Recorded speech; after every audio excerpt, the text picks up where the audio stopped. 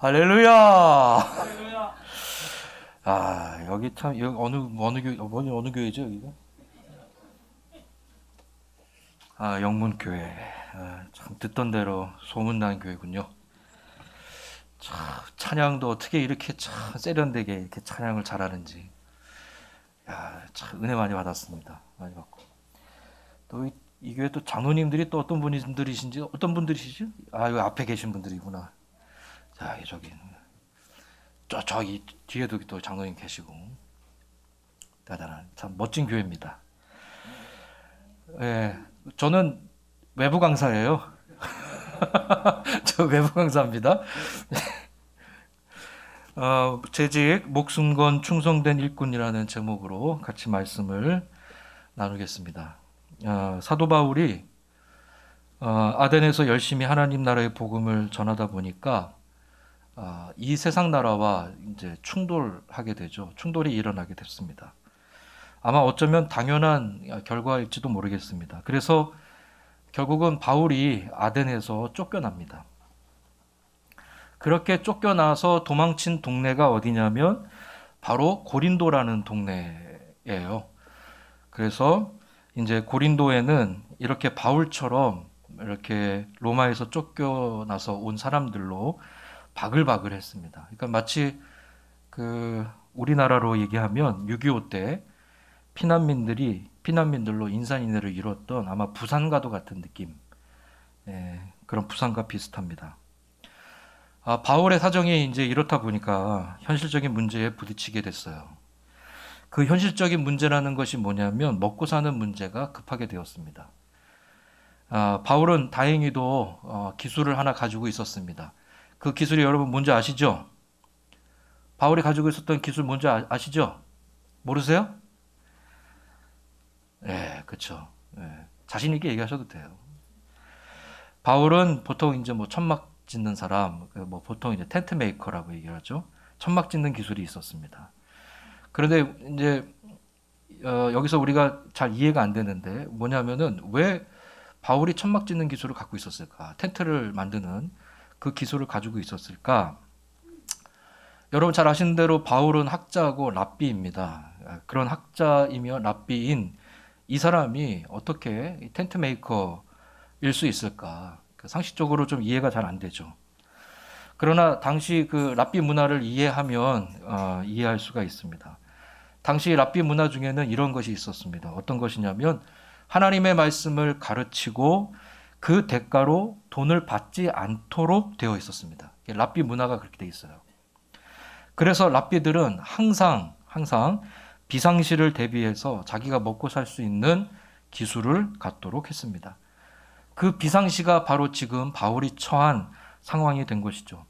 바울이 가지고 있었던 그 텐트 만드는 기술을 불가피하게 써먹을 시기가 온 것입니다. 그래서 텐트 만드는 가게에 바울이 취직을 하게 돼요. 그 가게가 누구 가게인지 아십니까? 바울이 취직을 이제 어떻게 보면 피난을 온 거잖아요. 쫓겨나서 왔는데 거기서 취직을 하게 돼요. 그 가게가 누구 가게냐면 그 가게 주인이 바로 브리스길라와 아굴라입니다. 안 놀라시네요? 다 알고 계신데.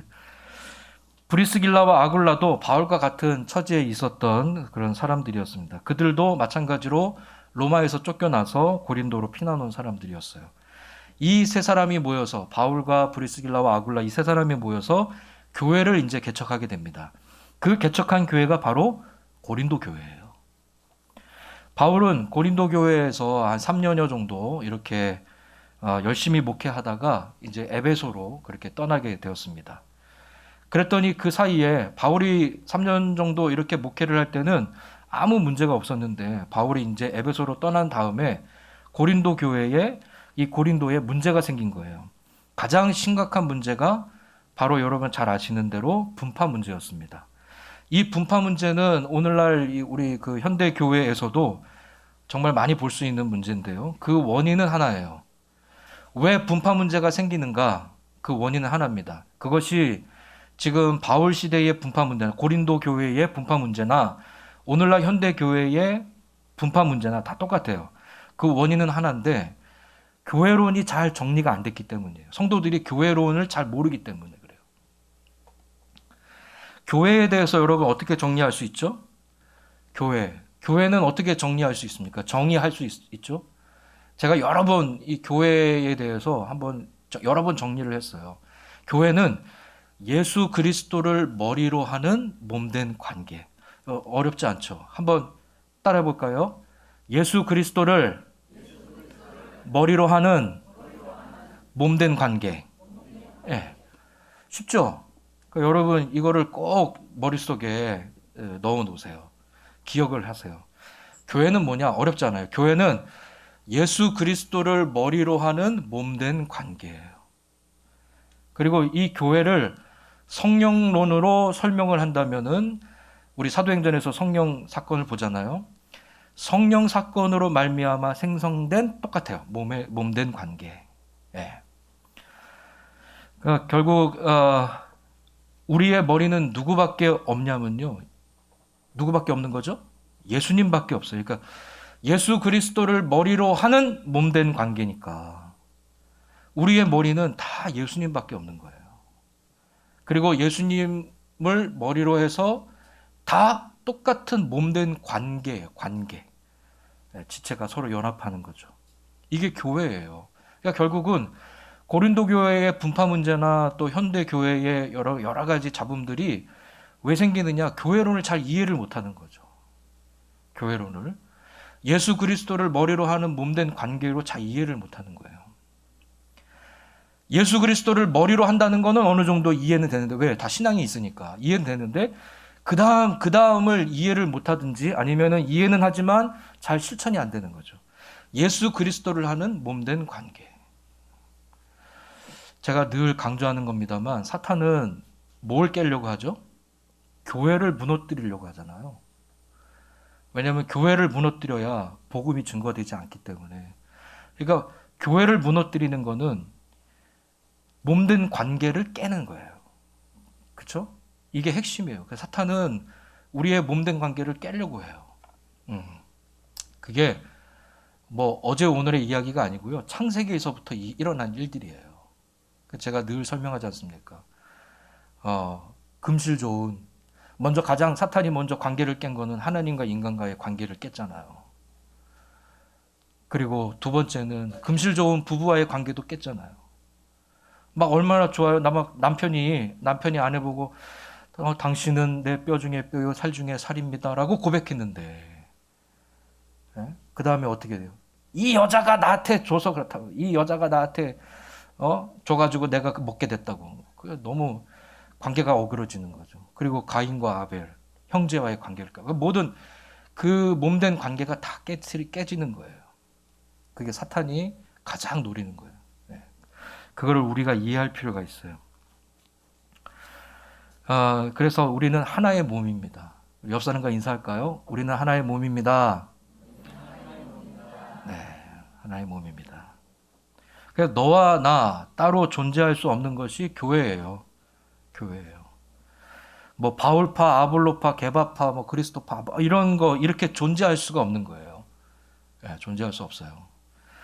여하튼 바울이 고린도 교회에 제자 디도를 통해서 이렇게 편지를 보냈는데 그 편지가 바로 우리 고린도 전서입니다.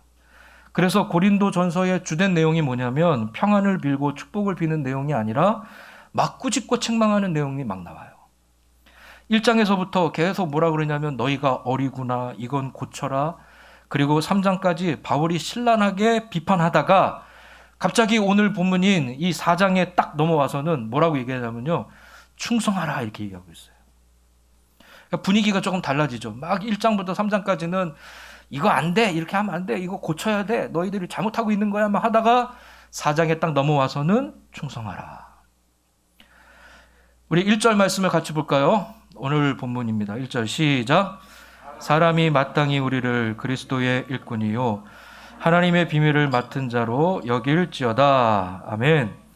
우리 지금 1절을 읽었는데 1절에서 가장 눈여겨볼 단어가 하나 있습니다. 그 단어가 바로 뭐냐면 일꾼이라는 단어예요. 일꾼. 이 일꾼이라는 말은 우리가 일반적으로 생각하는 일꾼과는 조금 다릅니다.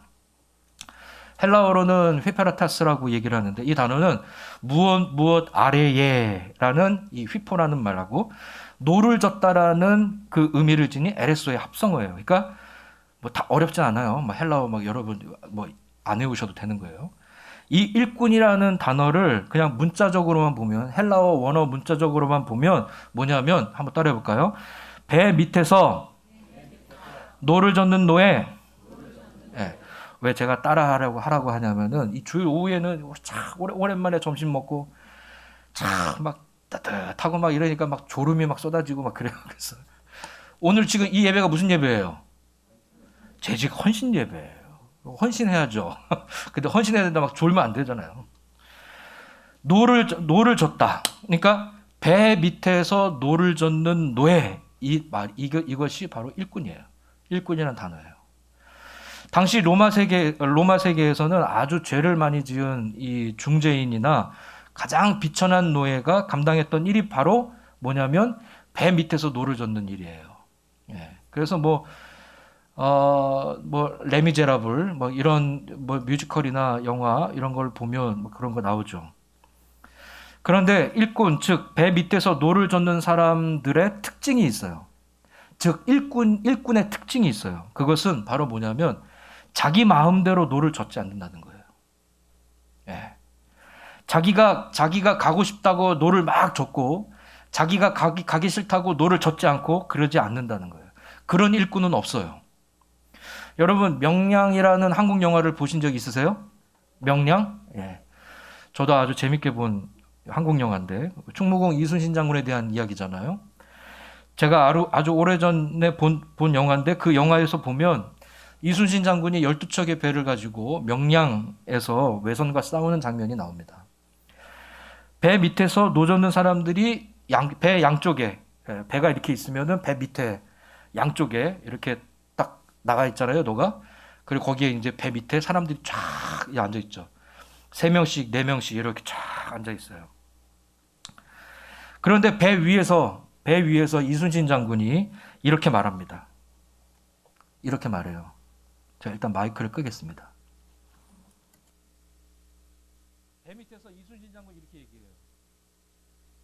우연으로 들어! 화포를 준비하라! 배 위에서 이순신 장군이 그렇게 얘기하는 거예요. 우연으로 틀어 화포를 준비하라. 그러니까 그 얘기가 바로 이렇게 밑에 있는 그 노젓는 그 일꾼들에게 전달되지 않아요. 바로 전달 안 돼요. 그렇죠? 그 뭐 소음이 엄청나니까 그 얘기를 들은 중간 관리가 있어요.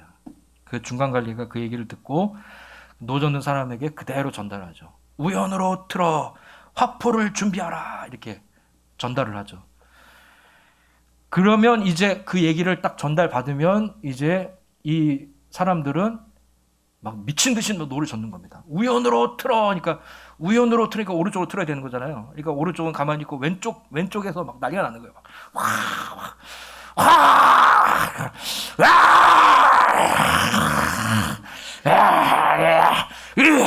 빨리 틀어!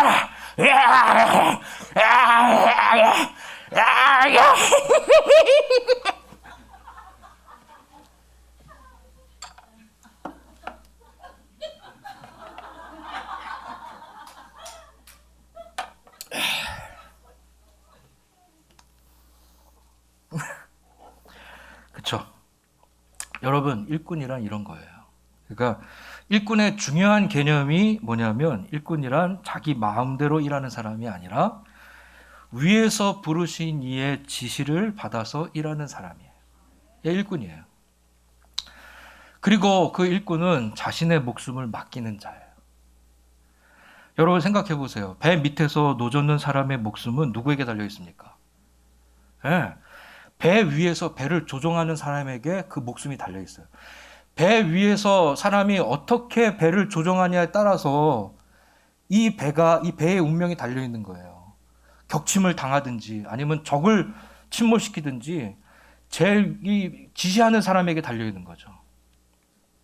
그렇기 때문에 배 위에서 배를 어떻게 조종하냐에 따라서 그 목숨이 왔다 갔다 하기 때문에 이 일꾼은 기본적으로 그 주인에게 지시를 내리는 사람에게 목숨을 걸게 돼 있는 겁니다. 그래서 일꾼은 목숨을 건 충성된 일꾼입니다. 그 일꾼을 1절에서는 뭐라고 얘기하고 있냐면 하나님의 비밀을 맡은 자라고 부르고 있어요. 하나님의 비밀을 맡은 자. 일꾼은 그 영광스러운 교회에 부름을 받은 겁니다. 아멘입니까? 하나님의 비밀을 맡은 자라는 개념이 여러분 뭐겠습니까? 하나님의 비밀을 맡은 자라는 개념이 뭐냐면 누구의 일을 하는 자가 아니라 존엄하고도 영광스러운 창조주 하나님께로부터 하나님의 일들을 맡은 자입니다. 우리가 돌이켜 생각해 보면 때로는 일은 열심히 하는데 교회에서 여러 가지 주어진 일들, 사역들은 열심히 하는데 어떻게 하다 보면 하나님과는 전혀 상관없는 자기 일을 하는 경우가 종종 있어요. 그래서 여러분 조심해야 합니다. 일꾼 즉 맡은 자라는 사실을 우리는 늘 기억해야만 합니다. 그러니까 우리가 사역을 하면서 자신의 영광을 드러내고 자신의 영광을 취하는 자가 아니라 하나님의 영광을 드러내고 하나님의 영광을 취하는 자가 되어야 할 줄 믿습니다. 맡긴 했는데 뭘 맡았냐면 하나님의 비밀을 맡았습니다. 우리에게는 맡았다는 사실보다도 사실이 중요한 것이 아니라 바로 하나님의 비밀을 맡았다는 것이 사실은 더 중요한 거예요. 포인트죠.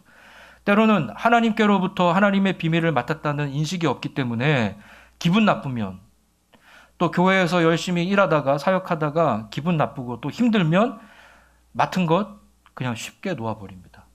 하나님의 비밀을 맡았다라는 인식이 없는 거예요. 그냥 일로만. 그렇죠? 하나님의 비밀을 맡았다. 이렇게 강단에서 설교하는 목사만 하나님의 비밀을 맡은 게 아닙니다. 우리의 모든 이 교회 안에서 벌어지는 모든 사역들은 다 하나님의 비밀을 맡은 사역인 줄 믿습니다. 심지어는 설거지까지도 그래요. 그거 하찮은 일이 아닙니다. 하찮은 일이 아니죠. 우리가 마치 설거지하는 거는 무슨 집에서 설거지하는 거하고 교회에서 설거지하는 거하고 별반 다를 바 없다라고 생각하는데 사실은 달라요. 조금 의미가 좀 달라요. 왜 그렇죠? 교회에서 하는 모든 일들, 뭐 설거지하고, 뭐 안내를 쓰고, 뭐 헌금위원하고, 하다못해 교회에서 청소하는 것들. 이제는 제가 마음 먹은 게 드는 생각이 토요일마다 좀 돌아가면서 나와가지고 교회 청소를 했으면 좋겠어요. 우리가 뭐 구역에서 감당하든 뭐 여전도에서 감당하든 해서 청소를 좀 했으면 좋겠어요. 네. 보니까 예전엔 잘했다 그러던데 갑자기 이게 그 전도사님 한 분의 사역이 돼버렸는데요. 물론 할 수만 있으면 우리 교회니까 여러분들이 나와서 청소도 하면 좋아요. 어렵지 않아요. 그냥 걸레질하고 여기 좀 닦고 제가 이렇게 보니까 어쩌다가 토요일 날 그 이수혁 전도사님 혼자 갖고는 안 돼요. 이수혁 전도사님 혼자가 한계가 있더라고. 또 남자다 보니까 대충 해. 여기 저기 있네. 저기 있네. 있었네. 참 실수했네. 대충 하지 않아요. 열심히 해요. 진짜 열심히 해요. 진짜요. 거짓말 아니고. 막 여기 막 저기 저 같으면은 그냥 이제 장의자 그냥 사이사이 이렇게 닦고 말 텐데 야, 저분은 막 의자를 하나씩 이렇게 엎더라고. 이렇게 딱 뒤집어 까더라고. 참 그런 거 어디서 배웠는지 탁 까가지고 막 청소를 하더라고. 잘해요. 그런데 또 남자하고 또 보니까는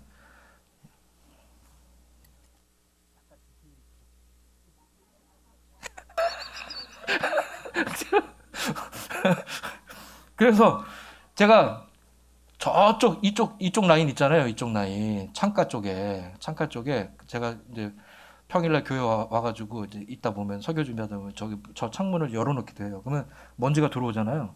그러니까 내가 이렇게 쓱 한번 만져보면 먼지가 싹 묻어나. 근데 그거를 이수혁 전사가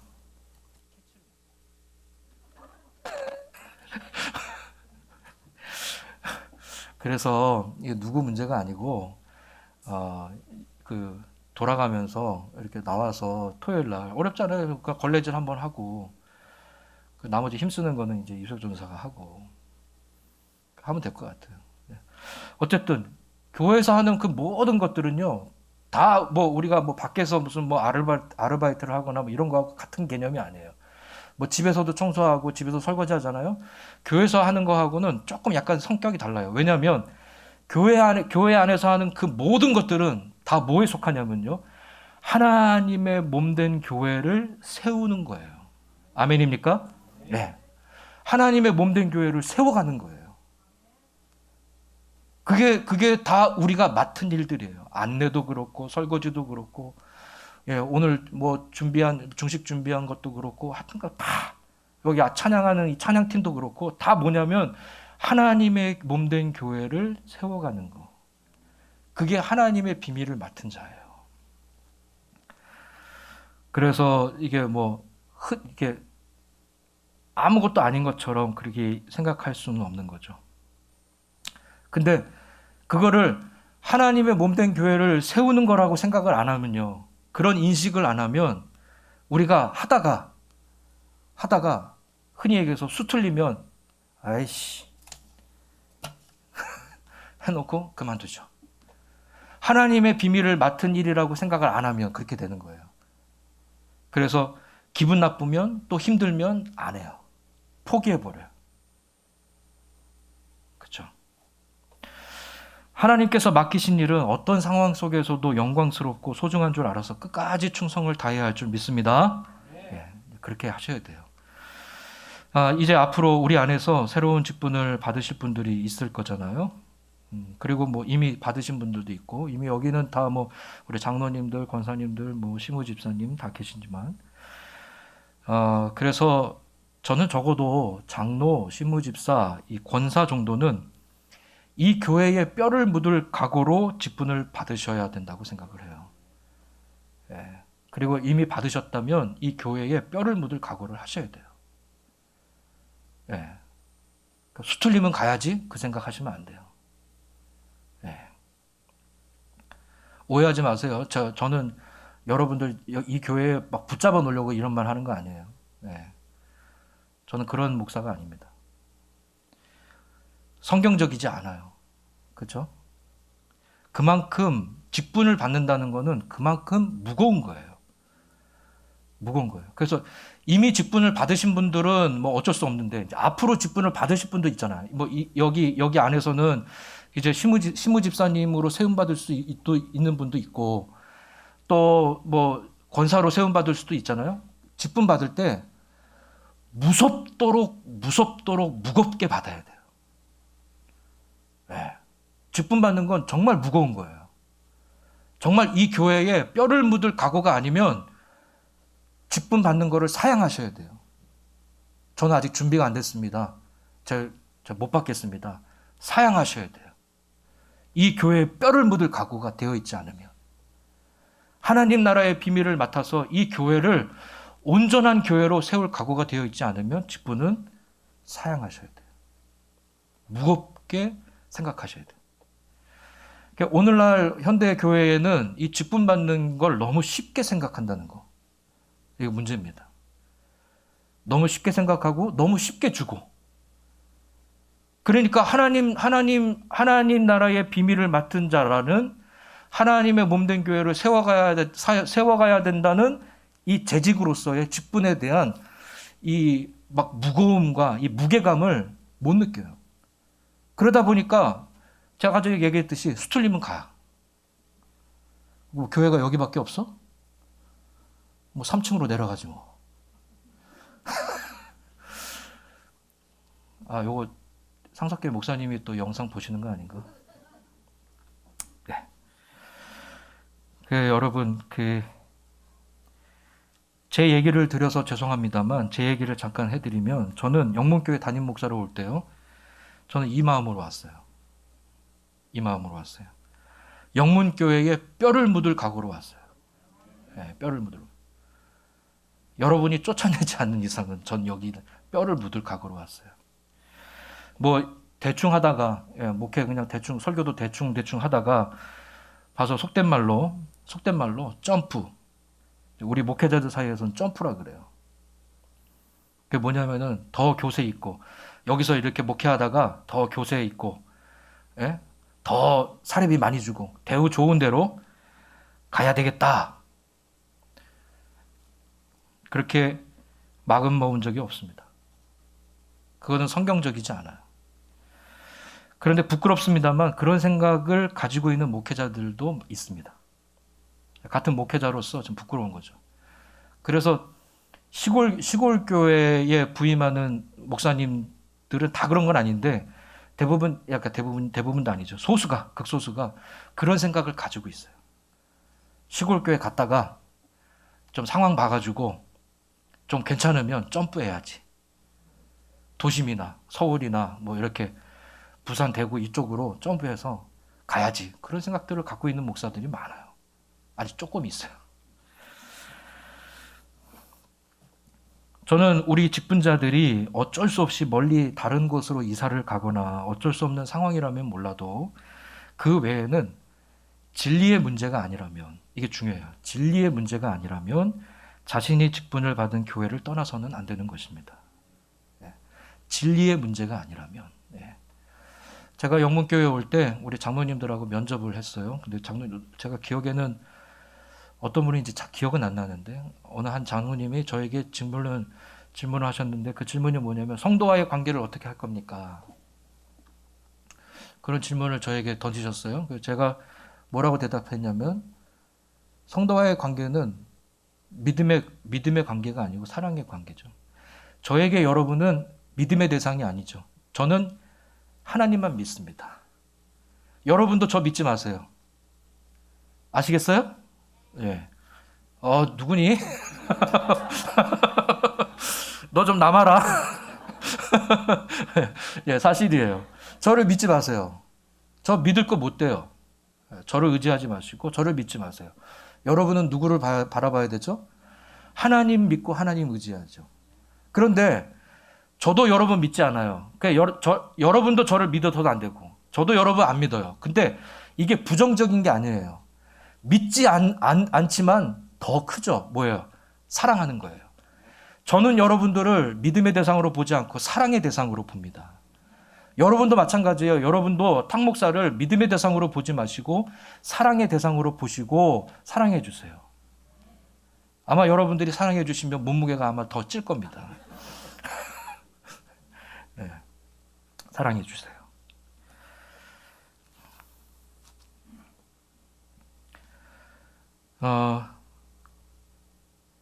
직분받는다는 것은 하나님께서 그 교회를 통해서 일하실 그 하나님의 비밀을 직분자에게 맡기셨기 때문에 그래서 어떤 상황 속에서도 흔들림 없이 끝까지 견디고 충성을 다해야 하는 것이 일꾼, 즉 직분자입니다. 재직입니다. 목숨 건 충성된 일꾼들이 되시기를 주님의 이름으로 축원합니다. 그러면 이제 목숨 건 충성된 일꾼으로서 어떻게 실천하고 헌신할 것인지를 조금 세미나 형식으로 제가 구체적으로 살펴보겠습니다. 이제 2부예요. 1부는 약간 부흥회식으로 했어요. 부흥회식으로. 네. 일단 여러분 모든 재직들은 즉 목숨 건 충성된 일꾼으로서 가장 중요한 것을 말씀드립니다. 여러분 목숨 건 충성된 일꾼이잖아요. 그렇죠? 목숨 건 충성된 일꾼인데 그러면 무엇에 목숨을 거시겠습니까? 말하고 나니까 굉장히 무섭네요. 이 표현이. 무엇에 목숨을 거시겠어요? 주인 되시는 주님께 목숨을 걸어야죠. 아멘이죠? 예, 주님께 목숨을 걸어야죠. 그분에게 나의 죽고 사는 문제가 달려있기 때문입니다. 주님께 목숨을 건다는 것은 무슨 얘기일까요? 주님께 목숨을 건다. 주님께 목숨을 건다는 얘기는 어떻게 주님께 목숨을 건 충성을 보일 수 있을까요? 그것은 바로 예배입니다. 예배를 통해서 여러분이 예배의 헌신함을 통해서 주님께 목숨 거는 이 헌신을 보이셔야 되는 거예요. 예배. 그 예배를 통해서 하나님의 영광을 찬양하지 못하고 하나님의 말씀을 공급받지 못하면 우리의 영혼은 죽거나 실패하고 맙니다. 그래서 목숨을 걸어야 되는 거예요. 예배에. 재직되시는 여러분, 예배의 성공자가 되시기를 바랍니다. 하나님께서는 하나님을 진실되이 예배하는 자들을 찾으십니다.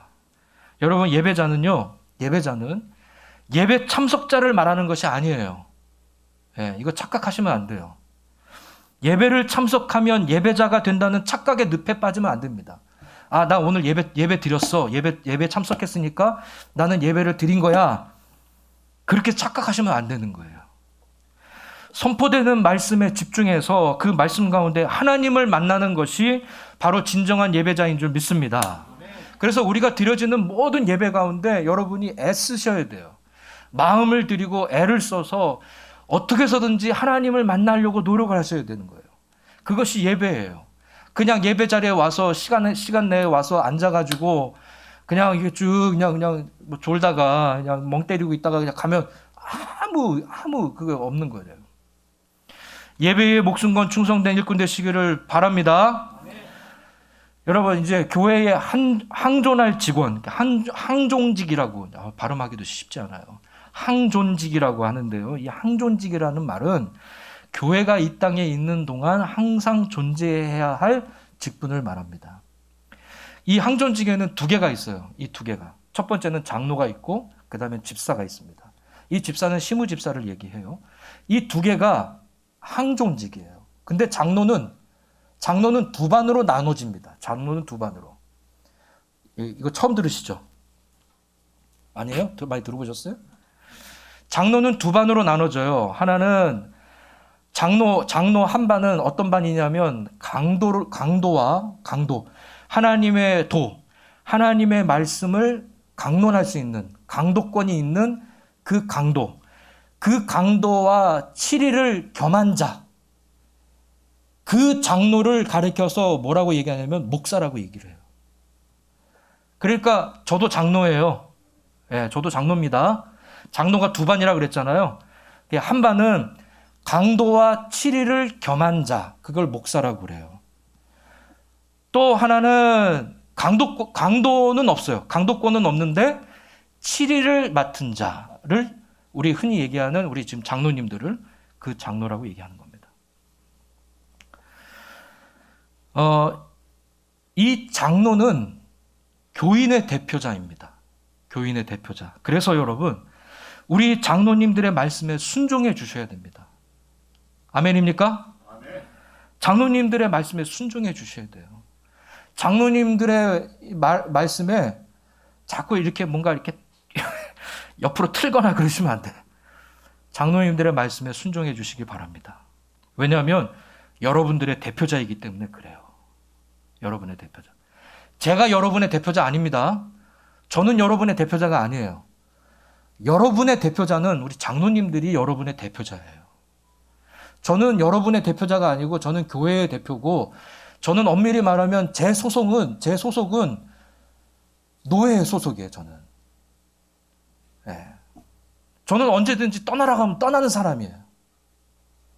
그러나 이 교회의 주인은 우리 장로님들과 여러분들이에요. 아멘입니까? 예. 그래서 여러분이 투표로 추천해 주셨고, 그래서 하나님께서 기름 부어 안수함으로 장로로 세워주신 거잖아요. 그러면 우리 장로님들은 어떤 사역을 가장 중점적으로 해야 될까요? 우리 장로님들 이렇게 또 계시는데, 우리 장로님들이 해야 되는 중점적인 사역, 그것은 목사와 협동해서 교회가 하나님의 다스림을 잘 받도록 하는 데 있습니다. 이게 가장 핵심이에요. 목사와 협동해서 하나님의 다스림을 잘 받도록. 그래서 목사와 장로는 사이가 좋아야 됩니다. 왜냐하면 누구 때문이 아니에요. 사이가 좋아야 뭐 탕목사 좋으라고, 우리 장로님들 좋으라고, 누구 좋으라고 사이가 좋은 게 아니고 교회를 위해서예요. 교회를 위해서 목사와 장로는 사이가 좋아야 돼요. 목사와 장로가 삐끗하는 순간 교회는 하나님의 다스림을 온전히 받기가 쉽지 않습니다. 그러니까 굉장히 중요하고 굉장히 큰 거예요. 목사와 장로만의 문제가 아니에요. 교회 전체가 문제가 되는 거예요.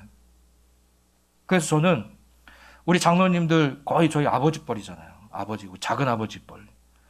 그래서 저는 뭐 목사와 장로 이 관계, 솔직히 그 관계보다는 저는 정말 작은 아버지. 작은 아버지. 작은 아버지. 작은 아버지 여기 여기 장로님은 저희 큰형. 큰형 저희 큰형. 작은 아버지들. 그렇죠? 그런 거예요. 그런 거지. 뭐 젊은 목사가 목에 힘주고 나 목사인데 장로님 호장로 이거 안 되잖아요. 이거 안 되잖아요. 제가 그냥 예를 든 겁니다. 장로님 기분 나빠하시면 안 돼요. 네, 우리 작은 아버지. 그렇죠. 잘 부탁드립니다. 네, 그런 거예요. 그러니까 목사도 장로도 뭘 가장 중요시해야 되냐면요. 뭘 해야 될까요? 기도를 많이 해야겠죠. 그래서 우리 교회에서 가장 기도를 많이 하는 사람들이 목사와 장로가 되어야 됩니다. 그래야 하나님의 다스림을 교회가 잘 받을 수가 있는 거예요. 장로님들의 또 하나의 중요한 사역이 있는데요. 그것은 교인의 신앙을 살피고 그 교인들을 위해서 기도하는 것. 특별히 이제 환우들을 신방하는 것. 이게 장로님들이 하셔야 되는 사역입니다.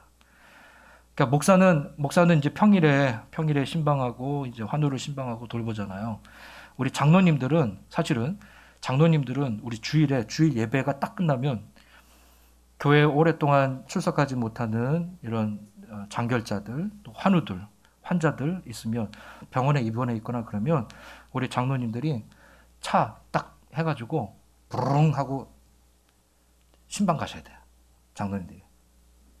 그게 원래 장로가 하는 일이에요. 네. 이제 이 부분은 시무집사를 이야기하면서 좀 더 자세하게 이야기를 하겠습니다. 다음은 이제 시무집사님인데요. 이 시무집사님의 가장 큰 직무가 뭐냐면은 장로와 합력해서 성도를 돌보는 사역을 감당하는 것이 시무집사가 하는 일이에요. 그리고 또 하나, 시무집사가 하는 일 중에 또 하나는 뭐냐면 당회 감독 아래서, 지금 제가 말씀드리는 거는 우리 총회 헌법에서 얘기하고 있는 겁니다.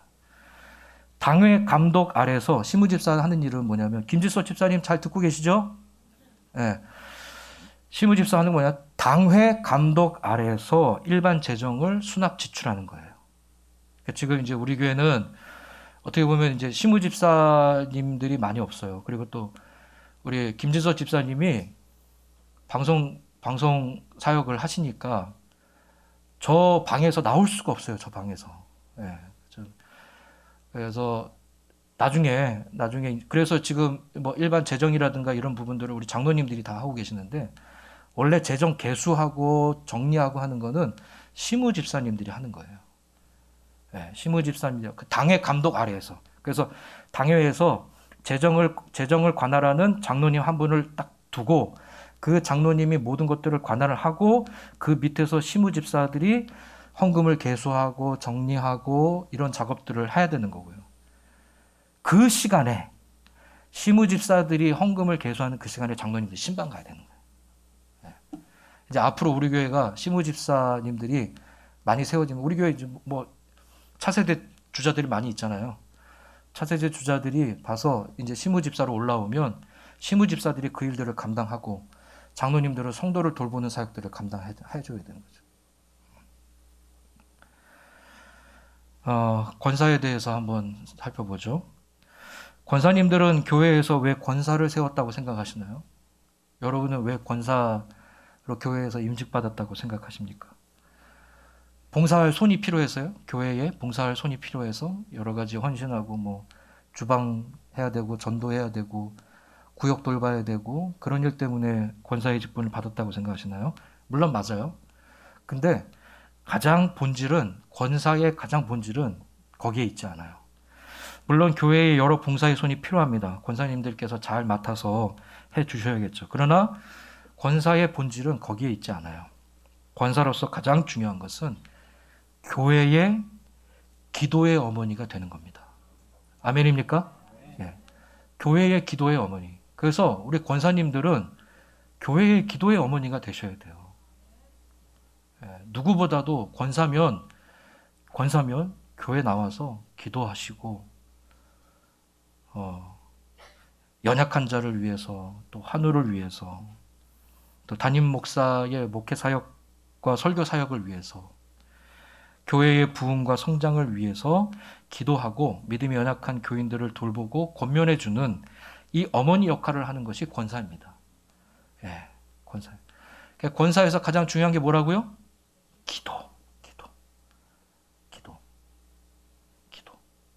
기도를 빼먹으시면 안 돼요. 빌립보서 3장 17절 말씀을 보겠습니다. 빌립보서 3장 17절 같이 읽겠습니다. 시작. 너희는 함께 나를 본받으라. 그리고 너희가 우리를 본받은 것처럼 그와 같이 행하는 자들을 눈여겨보라. 아멘. 바울은 자신 있게 뭐라고 얘기하냐면 나를 본받으라 라고 이렇게 말하고 있습니다. 이 말씀을 듣기에 따라서는 굉장히 좀 교만한 말처럼 들릴 수 있어요. 바울이 나를 본받으라 이렇게 얘기하니까 야, 참 되게 교만한 거 아니냐? 그렇게 생각할 수도 있는데 이 말에는 어떤 의미가 담겨져 있냐면 이 본이라는 것은 나를 본받으라 할 때 이 본이라는 단어는 틀이라는 말이에요. 틀. 그러니까 뭐 본뜬다 뭐 이런 말이 있지 않습니까? 바울이 살았던 시대는 군대 문화가 발달한 시대였어요. 군대 문화가 로마 군대가 발달한 시대였죠. 그래서 나를 본받으라 라는 말도 사실은 군대 용어예요. 군대 용어. 군대에서 여러분 그 연병장, 운동장에서 군인들이 어떻게 해요?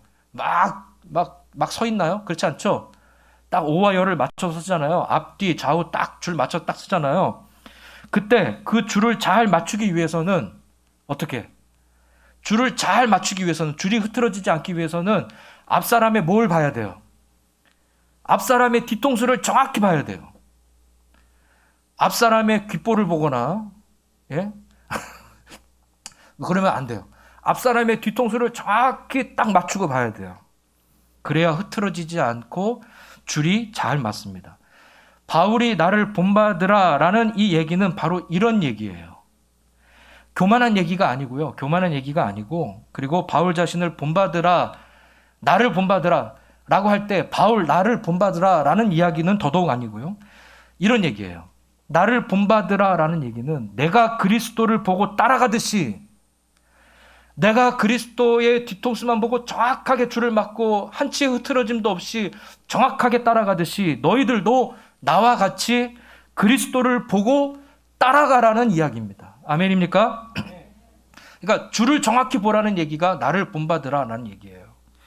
저는 우리 모든 재직들이 자신 있게 서로가 그리고 우리 다음 세대에게 나를 본받으라 라고 외쳤으면 좋겠습니다. 아멘. 자, 옆 사람 보고 나를 본받으세요. 시작. 나를 본받으세요. 자신 있게 얘기하셔야 돼요. 재직이라면 자신 있게 얘기하죠. 나를 본받으라. 그런 본이 되는 재직이 되시기를 주님의 이름으로 축원합니다. 아멘. 마지막입니다. 재직으로서 가장 중점적으로, 재직은 어쩌면은 세례교인 이상이잖아요. 재직으로서 가장 중요한 거 두 가지. 뭘까요? 따라하겠습니다. 주일 성수 11조 두 가지입니다. 주일 성수와 11조는 반드시 여러분들이 지키셔야 되는 거예요. 해도 그만 안 해도 그만이 아니고 세례교인 이상이면 반드시 교인의 의무입니다. 이거는 우리 총회 헌법이 규정하고 있는 거예요. 세례교인의 의무, 주일 성수와 11조입니다. 네. 그러니까 제가 금요일 날 한번 11조에 대해서 제가 설교를 한 적이 있어요. 이거 금요일 날 설교한 그 11조의 내용은 다시 설교하려면 몇 년이 걸릴지 모르겠어요. 지금 다시 하진 않겠고요. 시간이 없기 때문에. 주일 성수와 11조 문제인데 이거는 이 두 가지가 가장 중요한 핵심이 뭐냐면 정성의 고백이에요. 마음의 고백이에요. 내 생명까지도 다 주님의 것이기 때문에, 아멘입니까? 내 생명까지도 다 주님의 것이기 때문에 내가 내 것이라고 주장할 수 있는 게 아무것도 없어요.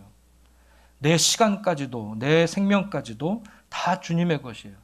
그래서 하나님 앞에 온전히 드려야 되는 것이 주일 성수와 11조입니다. 정성의 문제예요. 이거는 뭐 교회에서 헌금을 거두려는 그런 차원이 아닙니다.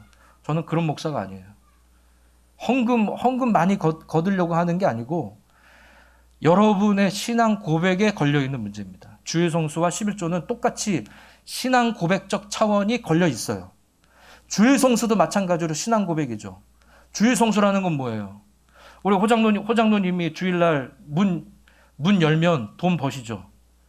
근데 문 닫잖아요. 왜 닫는 거죠? 나의 죽고 사는 게 누구에게 달렸다? 예, 하나님께 달렸다는 신앙 고백이에요. 내가 오늘 내 가게를 오픈해야 내가 사는 존재다. 그렇게 믿는다면 가게를 오픈해야 맞죠.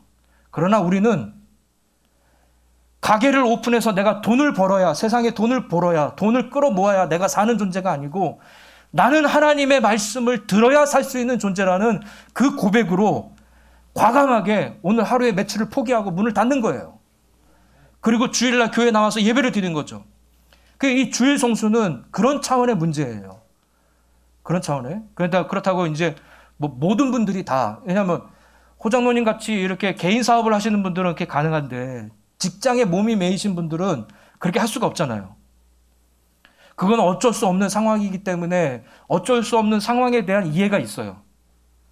그러나 기본적으로 고백하는 그 고백은 똑같아요. 누구나 할 것 없이. 그러니까 주일 성수의 문제는 무슨 문제다? 나의 신앙 고백적 차원의 문제다. 11조도 마찬가지입니다. 11조도 고백적 차원의 문제예요. 나는 돈으로 사는 존재가 아니고 성경에 나오는 그 말씀이잖아요. 나는 빵으로 사는 존재가 아니라 나는 떡으로 사는 존재가 아니라. 사실은 성경 원문에는 떡이 아니라 빵이에요. 예. 떡은 예, 동양적이죠. 그러니까 원래 그 팔레스타인 지역은 떡 문화가 아니고 빵 문화예요. 나는 빵으로 사는 존재가 아니라 뭐예요? 하나님의 입에서 나오는 하나님의 말씀으로 사는 존재. 예. 똑같은 거예요. 주일 성수와 11조는 똑같습니다. 그러니까 여러분, 우리가 예배 시간에 보면 우리가 헌금 시간이 있잖아요. 헌금 시간 모두 다 동참하셔야 돼요.